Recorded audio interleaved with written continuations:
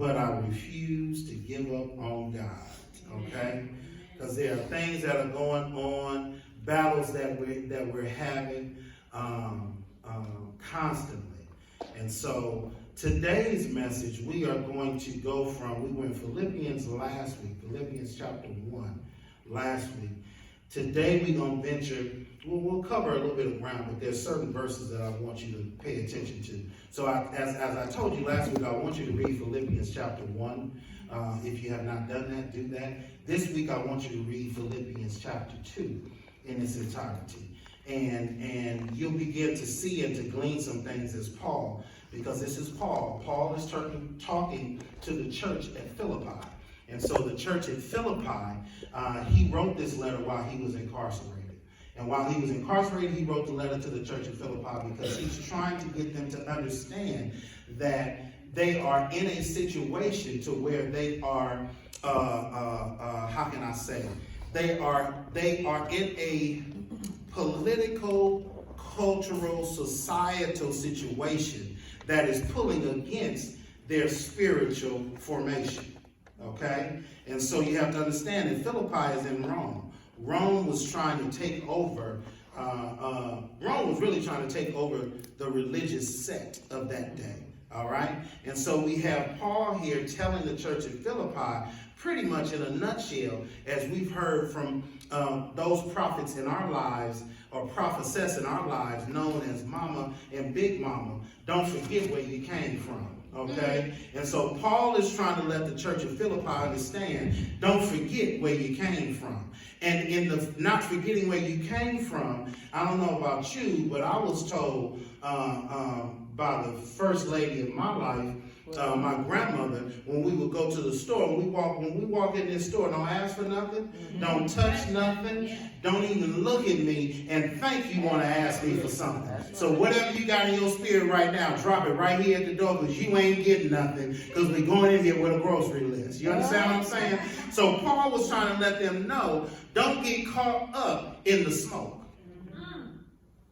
Understand that at some level, don't forget where you came from, but don't forget who you connected to. And so what we'll see here today is one of Paul trying to get them to understand, what does it mean to take on a Christ-like humility? Something that we have experienced in this world does not happen. Okay? Humbleness and humility is not something that we see a lot of times when we look at the current state of affairs. So go with me, if you will, to Philippians chapter 2, verses 12 to 18. Philippians chapter 2, verses 12 to 18. Please stand for the reading of the Word of God. Philippians chapter 2, verses 12 to 18. Verse 12 says, therefore, my beloved, as you have always obeyed, so now, not only as in my presence, but much more in my absence, work out your own salvation with fear and trembling. So, verse number 12, I want you to highlight, underline, whatever you got to do, because that's a pivotal verse. Verse 13, for it is God who works in you, both to will and to work for his good pleasure. Verse 14, do all things without grumbling or disputing. Hello, somebody. That you may be blameless and innocent, children of God, without blemish in the midst of a crooked, twisted generation, among whom you shine as lights in the world, holding fast to the word of life, so that in the day of Christ I may be proud that I did not run in vain or labor in vain. Even if I'm to be poured out as a drink offering upon the sacrificial offering of your faith. I am glad and rejoice with you all. Likewise, you also should be glad and rejoice with me. So the title of the message today is in or out. You can't have your cake and eat it too. Well, in or out. You can't have your cake and eat it too. So as we look at this text, this text was quite interesting to me for the simple fact that all of the verses stood out, but there were key verses that stood out to me. And so One of the things that I have been dealing with over the last couple of months is this. And so at the end of the year, I told you all this before, at the end of the year, I go through a process of trying to figure out what are those things that were good this year, what are those things that were bad this year. Okay, and so Sister Karen and I, Lady Kay and I, we've been trying to work on getting our life insurance restated. And so when we did that, they got to take your weight and all that kind of stuff. They got to take, it's just a lot of song and dance that you got to do. And so when they took my weight, I was not happy with the weight that I have gained over the last couple of years, okay? And so I am not in the same position I was in 1990. 1990, I was chiseled, I was looking good, I could take off and run from here to the block without breathing, you know what I'm saying? Nowadays, don't like and so when I saw the number she wrote on the paper, I said, I'm sorry, is that the time that you put in? Is that the time? I'm sorry. Why did you write that number? I said, no, that's not the right time. She said, no, that's the weight. I said, oh.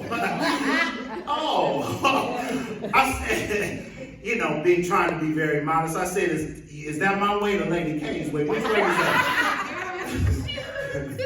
She said, and Lady Kay started looking all upside down. You see what I'm saying? She said, no, that's your weight. I said, oh, okay. So, I'm a fat kid that like multiple cakes. Okay? Obviously.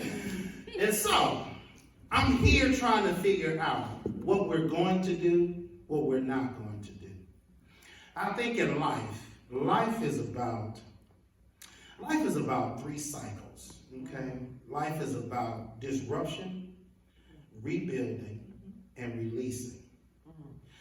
But the proverbial attitude that you have to have when you're going through those cycles of life is, are you in or are you out? And sometimes when that question is asked, for those of us who think very logically, that's an easy question. But the response to the question is predicated upon where your mindset is. Because to ask the question, are you in or out, most days you could answer that very quickly. But if you're in a situation to where you are in a critical state, it may take me some time to answer that question, am I in or out? You find yourself sometimes in relationship asking yourself, am I in or am I out? Do I want to be with this person or do I not want to be with this person? On your job, you sit at your desk in your cubicle sometime and you just shake your head and you say, am I in or am I out? Sometimes when you sit at the dinner table with your family on Thanksgiving and Christmas or Easter or Mother's Day, you think to yourself, am I in or am I out? Sometimes even in your quiet time when you're driving on the 405, 105, 91, 710, 60, the 5, any given freeway, because they all are stopped at some point in time. So you pick your poison. When you sit in traffic, sometimes you ask yourself, am I in or am I out?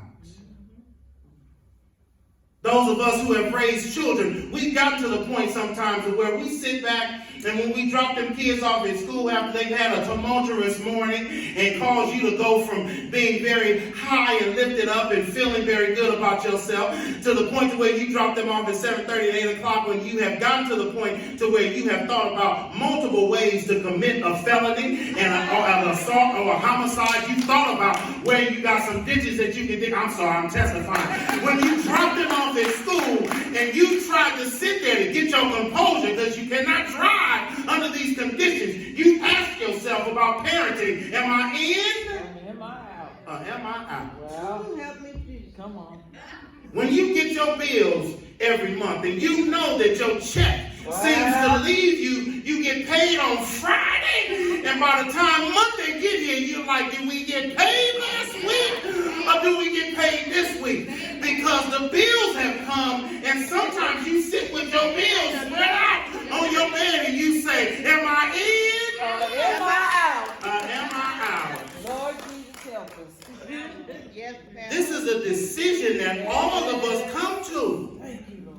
Sometimes I ask myself, I'm the one who was born biologically. Them other people are adopted. I'm not in with them. I'm out with them because we don't have the same genes. What Paul is trying to get the church at Philippi to understand is that they're going to have to make a decision. The church at Philippi was under a situation to wherein they were in Rome, and Rome was trying to get them to make a decision. Rome wanted their vote, but what Paul is getting them to understand, God has your soul. And so at some point, we all reach the point to where we live in a society to where we are always constantly in an influx of going up, going down, trying to figure this thing out. But at the end of the day, God has your soul. And so your best interest is to put him first and allow for everything else to be put in order. That's why in verse number 12 it says, therefore, my beloved, as you have always obeyed, so now, not only in my presence, but much more in my absence. What Paul is trying to get them to understand is, don't act right when I'm around, act right when I'm not there. So it's that proverbial parent thing to wherein I don't get impressed when my children are at home and they acting right. You understand what I'm saying? I get impressed with my children when I go to the school and the teacher tells me, out of all the children here at the school, your children are the best children we've ever had. I said, really? I text Karen and say, babe, our children actually act right at school. They just act like they on speed and have lost their minds when they're at home with us. She said, I know, the principal told me the same thing. I said, who are these people? Because when they're at home, their gene pool reflects one of, you all were raised with some other people who are not human. Why are you bumping and banging and banging and banging and clanging and tearing up stuff? Then when you get to school, all of a sudden you become Malcolm and Martin and little Rosa Parks at school.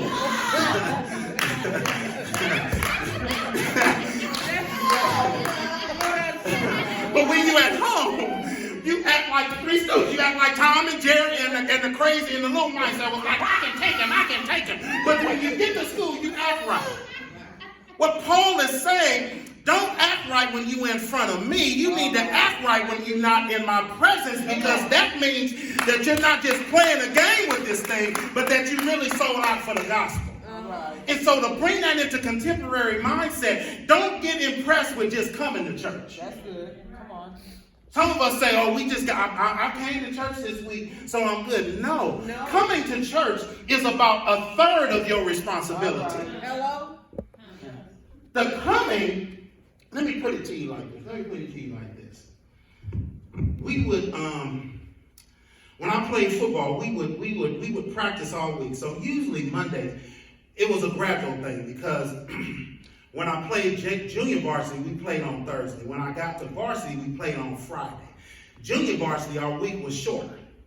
So we had to hit it real hard Monday, Tuesday, and then Wednesday was like walkthrough, okay? Varsity, we would hit it hard Monday, Tuesday, and Wednesday. Thursday was walkthrough. Then we had the game on Friday. And so after the game on Friday, some of us would be kind of beat up. Some of us would be sore. Some of us would be bruised. And so Saturday, we had Saturday practice. And so if we went out after the game, we would have to get up early Saturday morning, go and be sure that, whatever kinks and knots and things like that, we got those looked at on Saturday. And sometimes we would watch film. And so Saturdays was not the day to really be impressive to the coaches by coming to Saturday practice. Coaches were more impressed when you came to practice before time. So that means that if practice started at 8 in the morning, they would be impressed if you came and started working out in the gym at 5 a.m. My point to you is, we didn't get playing time based on just showing up. We got playing time based on going above and beyond the call of duty, because that showed the coaches that we really not only wanted to be there, but we wanted to be on the field. Okay, I don't lost some of you all. Okay, here's what I'm trying to say. I'm not impressed when you come to church. I'm impressed when you do what you got to do on Monday, when you go to that job, when you know that you don't speak in tongues, or not the biblical tongues, you speak in those other tongues. I'm not impressed when you come to church on Sunday. I'm impressed what you're doing on Saturday, what you post on Facebook and social media. That's when I'm trying to really figure out, what is your life really about? Because you can pretend on Sunday, but God needs you to act right on Wednesday when you out of the pastor's view. He's not impressed with the songs that you sing, how you lay prostrate across the altar. He wants to know, what are you going to do on Tuesday when that old nickel bag of a co-worker of yours gets on your last nerve? Are you going to bless them out, or are you going to bless them with the word of God? That's when he gets impressed. God's not impressed with loving who you're supposed to love. Paul is trying to tell them, act right when I'm not in your presence. The same thing you tell your children. I don't get impressed when y'all do what you're supposed to. When you go out, don't forget what your last name is. I tell my children that all the time. Don't get out here and act no fool. Please. Don't be acting no fool. Do you know who your mother is? She will come find you. She will hunt you down. Yes, and take every morsel of your being from you. She'll just snatch it out. She don't have to go inside. She don't have to go inside. She just waves her hand and snatches your soul up out of you. I don't know nothing about having them mamas that'll take all of your gifts. My mother done snatched my soul out so many times. I asked her, did you give it back to me the last time? Do I have it back? I'm impressed when you act right when you're not in my presence. Paul is saying the time is here to where we live in a nation to where you got to show who you are, not when you're supposed to, but when you really ain't. Paul is trying to let them know that we live in a time and in a culture to wherein we have to do those things even when we don't want to, even when we're not trying to, but most of all in the places that they would be least expected for us to act like Christians. Second part of 12. Work out your salvation with fear and trembling. Now, when you read that, you think that that's something that you got to do. Because first thing I think about when it say work out your salvation, that means, okay, I got to put some stuff behind this. No. Working out your salvation, what Paul is saying, you work out your salvation, you can't just read that and not read verse 13. I'm teaching now. The B part of 12 is connected to the verse 13. Let me read it for you. Work out your salvation with fear and trembling, because you notice when it's written in the text that it has a comma, which means that that sentence is continuing. That's that good old public school education on English when they used to teach us adjectives and adverbs and predicates and prepositions and nouns, and you know what I'm saying? You can't put a noun with an adjective and you put a verb with an adverb. See, I'm teaching now. I'm sorry, Courtney. What I'm trying to say is work out your salvation with fear and trembling, comma, for it is God who works in you both to will and to work for his good pleasure, which means that you're not really doing the working out. It's the God working out in you that allows you to do the work, but it's really not you that's doing it. It's him because he's inside of it. Yes. So it's like God is the helper for you lifting weights. When we used to lift weights, you always had to have a spotter. Because you couldn't lift weights and not have no spotter, because when you get to the point to where your muscles are resistant, you will get weak. So you need somebody that's there helping you. And when you say, I don't have it, they're able to lift the weight with you. God is working inside of you. So therefore, the working out that you have to do is not your own. So why don't you do this? Stop trying to work somebody else's shift. Stop trying to work somebody else's shift. You got to work your shift. As I just told the church downtown, what is your lane? See, the problem is we want to drift over into other people's lane and tell other people how to drive? Why don't you drive first? Don't worry about what that person is doing. Stay in your lane. What is the lane that you're supposed to be in? Run that lane, and if you run that lane and everybody else runs their lane, then that means we're operating at full capacity. The problem is that some folks want to call out sick. Some folks don't want to show up to their shift. Some people say, well, I can work that shift, but then when the day comes, no, I can't work that shift. Then that means that you got to overcompensate and pull somebody from another shift to run a double, or you got to work it yourself, because at some point, everybody is not carrying their own weight. That's how church is. All right. Well, The reason we have so many different people wearing so many different hats is that people don't want to work their shift. People want to come up in here when they want to come up in here and get what they can get, but nobody wants to leave a tip on the table. At the end of the day, you got to leave God with something. Don't come to this church and think you can leave without getting the question asked, what have you deposited? Everybody wants to come and make a withdrawal, but don't nobody want to leave no deposit. Paul is trying to let the church know and understand that the work you got to do is only because of Christ living inside of you. You have no capacity to do what God is asking you to do. There's no way I can pastor a church. I don't have the capacity to pastor a church. Do you realize that I'm an extrovert with introvert tendencies? I don't even like people 5 days out the week. I have to go through my mechanics before I get here. Like, okay, Sandy, be sure to smile. Hug the people. Don't just wave from the stage. Go out, greet the people, hug. Because I'm like a turtle. I just want to be in my shell. Don't touch me. I don't want to play today. You got to understand. Paul is trying to let them know that what you're getting ready to experience, you cannot do it by yourself. Okay.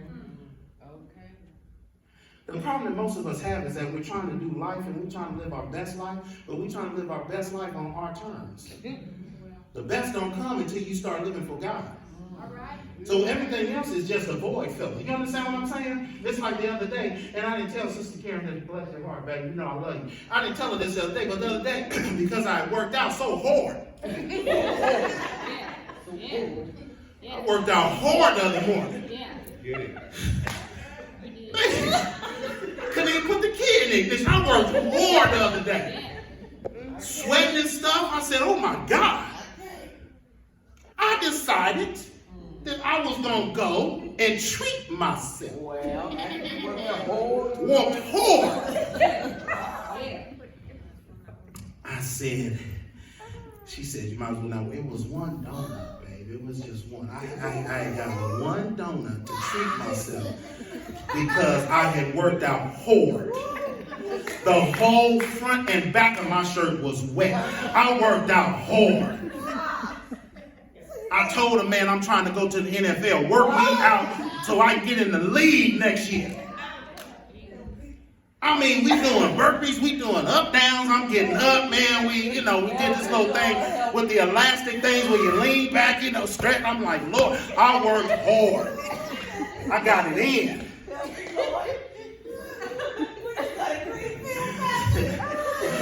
A lemon filled donut. I was feeling good about myself, but I only ate half. First thing in the morning. I actually blessed somebody else with the other half when they came to my office, so I ate that. Thanks to Jamaica's my chili. She said, good job, Pastor. Good job, Pastor. I only ate half of it. My point to you is that we don't have the capability to have the willpower to fight this thing called society. That's good. We are weak individuals. We want what we want, and the flesh is more than the spirit. And most days that we live, our flesh gets what the flesh wants. Very rarely do we feed ourselves spiritually. Come on now. We do what the flesh wants. When we get to the end of the week, the first thing we want to do is go to happy hour. Yes, you do. I know you do. I can't wait till Friday to get here. Well, I'm living my best weekend. I'm like the OJs, living for the weekend. Living for the weekend. I'm on it. I can't wait till Friday. Because of the simple fact that my flesh wants Friday, but my spirit needs Sunday. So that's why if you're going to use your flesh on Friday, be sure that you get spiritually sound on Sunday. Because spiritually, that's what you're going to need to carry you through the week. That's right. That's right. Paul is saying what this workout you got to do is nothing physical. It's spiritual. And that's only because of the God that lives inside of you. So the question on the floor is, what happens to the people that don't have no Christ in their life? What do? That's why they're struggling. We struggle. Yes. Not because, and this ain't even in my notes. I'm going to give y'all this. You give me about 15 more minutes and we're going to be through. There's a difference between struggling and suffering. Okay? Difference between struggling and suffering. Sometimes we combine the two, but that's not right. God sometimes has us suffer. Okay? He has us suffer so that he can get us closer to where he would have us. Sometimes the struggle is because of poor choices and decisions that we've made. So struggle is based on us. Suffering is designed by God. We confuse the two. Why has God got me struggling? God don't have you struggling. You knew how much you had on your check. You knew what you should have budgeted. Now you broke, not because God took the money spiritually out of your account. You struggling because you made poor decisions. You're the one who wanted to go to happy hour 2 days in a row. You think you're supposed to go Friday? Stop trying to come back. Run that thing back on Saturday. Stop doing that. Do your Friday hook up and walk on the way and say, yeah, I feel good about myself. No, the struggle is because of your poor choices and decisions. As I tell my young people, don't get mad at the teacher for giving you an F when you know you didn't study for the test in the first place. Be glad that you got an F, because it could be something less than. I mean, if you can go lower than an F, she could have just wrote 0. You have no reason to take this exam. But if you didn't study for it, why do you get mad at the teacher for you struggling when you know you didn't study in the first place? You struggle in your relationships because you know you're not giving 100%.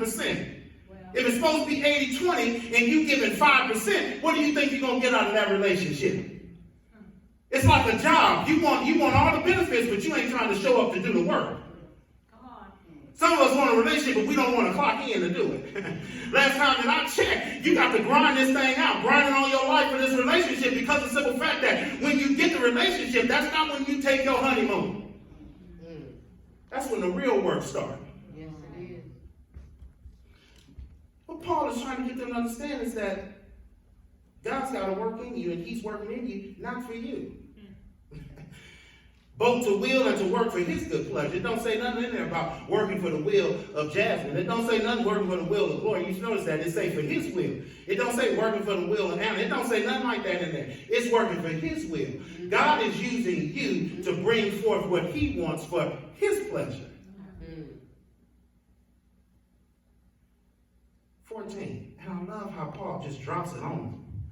He said, do all these things like grumbling and disputing. I think Paul may have had some people of color in Philippi that he was talking to. He said, do all these things without grumbling or disputing, that you may be blameless and innocent, children of God without blemish in the midst of a crooked and twisted generation, among whom you shine as lights in the world. At the end of the day, you are the light bulb for somebody's lamp. Somebody can't see because your light ain't lit.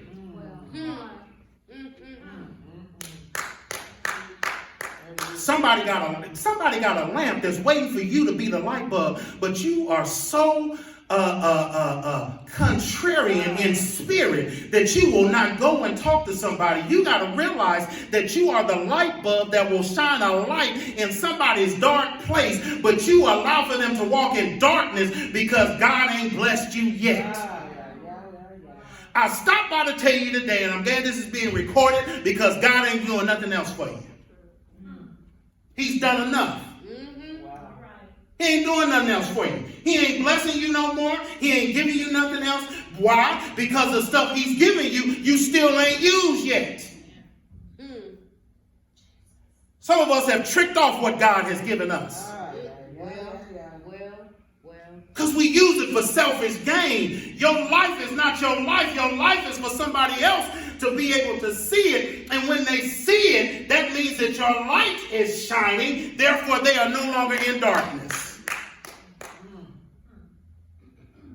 But you can't be grumbling and complaining. See, grumble and complain on that job if you want to. But it's about 10 folks that would take your job if they had the choice to. That's right. That's right. I've been there and done that already. Sick of this job. Be working me hard and everything. I don't want to work that hard.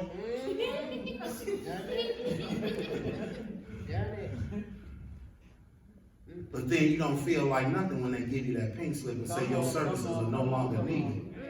And now you're in the figure out stage. Now you got to get in that car and you got to go home and tell somebody that's relying on that check and relying on you to be there and tell them and look in their eyes and say, you know what? They fired me today. Now, if you ain't never had that conversation, and if you ain't never had to tell somebody that you done lost your job, you don't really know how deep depression can automatically hit when you got to tell somebody, I don't have my job. I've done that before. And that's why my great-grandfather used to tell me, you'll understand it better by and by. Nowadays, I don't complain about my job. God has blessed me with a job, and I'm going to work the job until his assignment is up. You notice I said his assignment. And I'm going to go there and I'm going to do whatever it is I'm supposed to do. No, I'm not always going to like it, but I'm not always going to be grumbling and complaining either. Because for somebody else, you got to realize God may have you there to do a ministry that you will not get paid for, but you are a minister. Let me play that back again. God has you there to minister to somebody because you are a minister, and sometimes you are not going to get paid for ministering to people, but you'll get paid for doing the work that they have assigned for you to do. But you're not going to get paid for the work that God has you to do, because those are two different things. Man's payment system is different. God's payment system is totally different, because God's payment system also comes with benefits that sometimes you don't even know what the benefit is, but the more you continue to work and do what he wants you to do, you get the benefit of being in the kingdom. And because you're in the kingdom, that means you get him, and you get him, that means he's doing things and working behind the scenes to work that thing out for you. So when you think that you don't have enough money to pay your bills, all of a sudden a check comes in the mail and blesses your life to where you can pay your bills, and now you have enough to kind of play with, because God has done what he said he was going to do, because you did what you said that you were going to do, which is to remain faithful. But you can't grumble about it. Stop complaining about it. This life is supposed to be lived with some measure of suffering. Because if you didn't suffer, you wouldn't know who the Savior was. I ain't talking about nobody but me. If I knew I could fix it and get it done, if I knew I was LeBron James, Batman, and Idris Elba all in the same breath, do you realize that I wouldn't need God? The only reason I need God is because of the suffering. And sometimes he makes me suffer so that I can sit down and really cry out to him. I have to sit down and find out that I need him more than I need anything else in this world. Yes. Yes.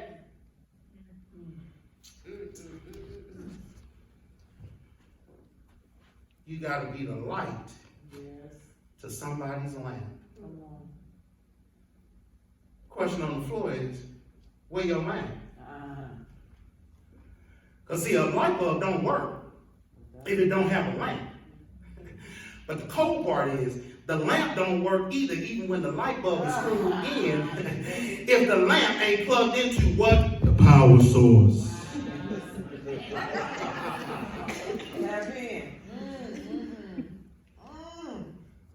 So we all live in these dysfunctional lives trying to figure out who we are and not realizing that we got to connect with each other, because some people in here are the lamp, some people are the light, and some people are the power source. And so the beauty part about coming to church is that coming to church is not something that you just do haphazardly. That's why I don't understand why people come and treat it like it's the club. Well, I'm going to go to the club this week. Then you be missing for about 3-4 weeks because I ain't got it like that. Why do we treat church like we treat, what's that place up the street from us, Karen? Chili's. I only go to Chili's when they come out with something new or when they send coupons to the house. You understand what I'm saying? If they come out with a new dish, then I say, babe, let's go to Chili's. Let's try this thing out. Or now at the wing stop. At the wing stop, they give you whole wings now. You understand what I'm saying? They don't just give you the drumettes. They give you the whole wings now. So I got to go check out and say, let me have the whole wings. I saw it on a commercial. It was on run that thing back. Go and search out. They give you the whole wings now. So I say, I got to go get the whole wing in the lemon pepper. but let me get the whole wing. I'm still working out, babe. Come on now. Trust and believe. God got us. Right. At some point, you have to realize if you're the lamp and somebody else is the light bulb, and we got to get connected to the power source.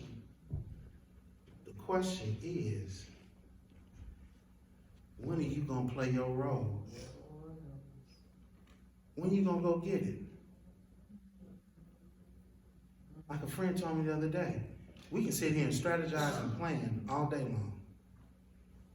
But when are we going to go get it? When are you going to go get that relationship that you want? When are you going to go make your marriage the way that you want it to be? When are you going to go and minister to your children like you got to minister to them? When are you going to go to that person on the job that you always see eating by themselves and never making a connection with nobody? When are you going to go sit down and strike up a conversation with them? Because you can't be who God has called you to be if you're not willing to make the decision whether you in or you out. God don't like no lukewarm stuff.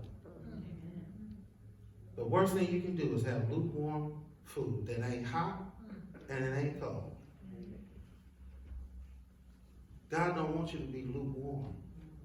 God either wants you to be on fire or just be like the people who don't even come. I asked a question the other day, and we were dealing with race. I said, would you rather have a person that was Anglo, that pretended to like you, and was your friend, and y'all hung out, but didn't want you, your son, to marry their daughter? Or would you rather have an Anglo that told you straight out, I don't like you, and I don't like nobody that look like you? Because at the end of the day, one is telling you who they really are. The other one is wasting your time. Don't waste God's time. See, I don't really care anymore. I used to, and I'm being transparent, I used to. I used to think I was going to pastor a church of 500 people, 1,000 people. That was settled. God showed me that I need you to be effective. I don't need you to be eventful.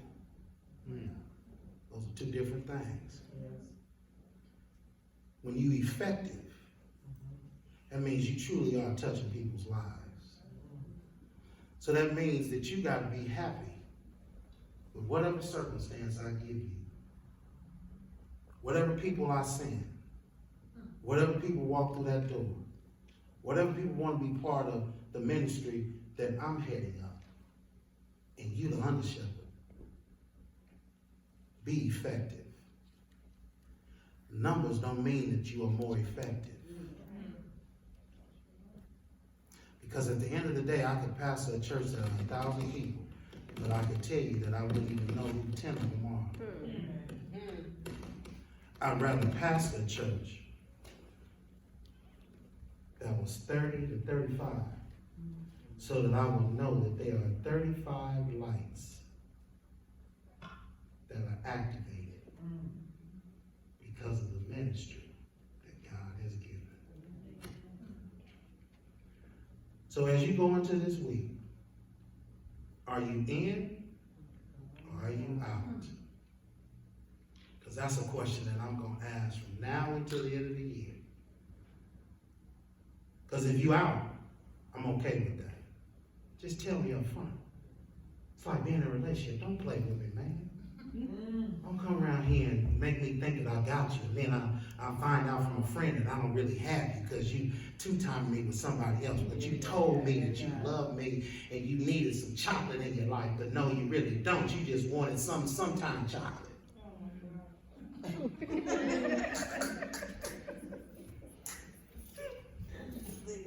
I never will forget.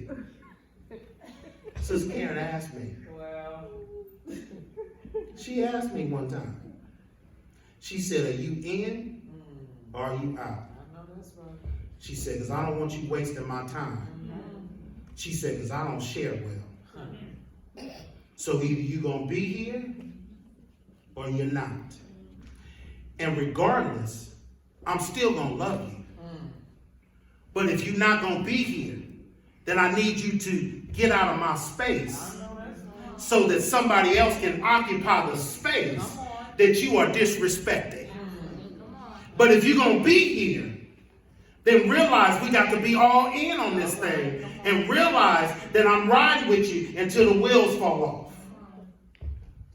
Which means that I'm your Bonnie to your Clyde, I'm your AD to your LeBron, I'm your Kobe to your Shaq, I'm your peanut butter to your jelly. But if you don't want that, choose today. Are you in or are you out? This week, ask yourself, are you in or are you out? Because you can't have your cake and eat it too. You can't.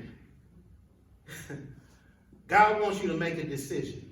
And the decision that you got to make ain't for you. The decision that you got to make is for somebody that he's trying to send you. But he can't send them until you make that decision. Let's pray. Heavenly Father, we just thank you right now for blessing us. We thank you, Heavenly Father, for all that you do and all that you have done. Continue to bless us, Lord. Continue to work with us through our in and out. Are we going to be in or out? Allow for us to go to our prayer closet. Allow for us to go to our place of safety and find you there. And actually challenge us, Heavenly Father, this week with making a decision. Because everything that we do, we have to do it without grumbling and complaining. So if we in, Lord, take the complaints out of our hearts. Turn our hearts from complaining to humility. Change our situation for the better and allow for us to be the light to somebody's lamp that can connect to the power source, which ultimately is you. Thank you, Lord, for what you're going to do this week. We're going to have some aha moments. And we will not take credit for it because we didn't do it. It's only because of the God that lives in us that we can work this thing out. So we'll give all credit back to you. It's in Jesus' name we pray. Let us all say amen. The doors of the church